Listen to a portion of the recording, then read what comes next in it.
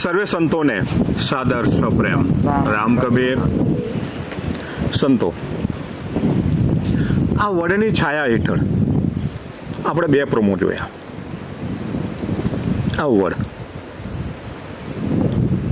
ઉદા ભક્ત રામ કબીર પરંપરાની ધરોહરનો એક સાક્ષી છે.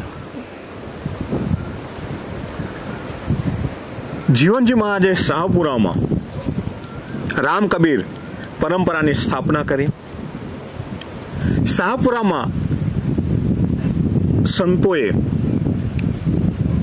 રામ કબીર પરંપરાનું વૃક્ષ વાવ્યું હતું, પણ એ વૃક્ષનું એક બીજ આ ધરતી ઉપર, આ જગ્યાએ જ્યાં આપણે જેને હેઠળ બેઠા છે છાયા હેઠળ, અહીંયા પણ વર્ષો પછી ઉગ્યું. સમાજ ખેડૂત પ્રધાન હતો. આપણે સૌ ખેતી કરતા હતા, જીવન ચાલતું હતું. ધીરે ધીરે વિકાસ પામ્યો સમાજ, અને એની સાથે સાથે શિક્ષણનો પણ વિકાસ થયો.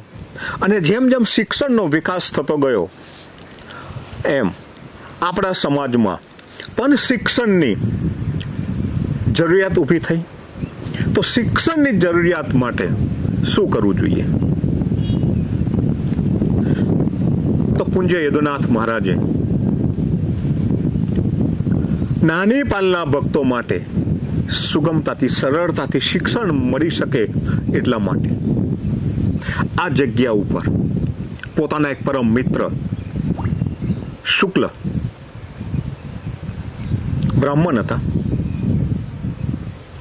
એમને અહીંયા વસાવ્યા. અત્યારે એમના નિવાસસ્થાનો અહીંયા ખંડેર થઈ ગયા છે, પડી ગયા છે, નિવાસસ્થાન રહ્યું નથી. પણ ત્યારે જે વડ વાવેલો વડ આજે પણ છે. અને અહીંયા બેસીને આજુબાજુના ગામમાંથી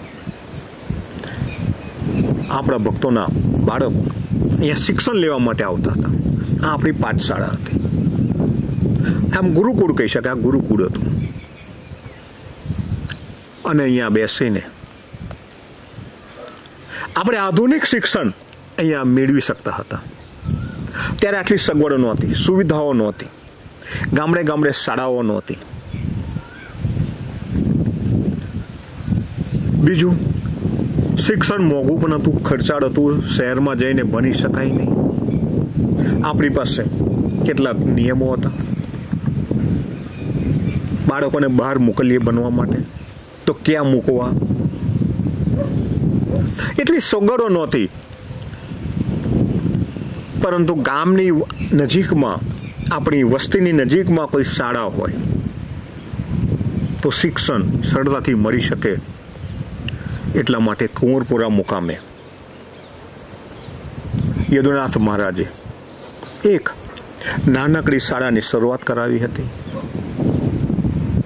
આજે વર્ષો પછી મને પણ આ જગ્યાના દર્શન કરવાનો અવસર મળ્યો છે.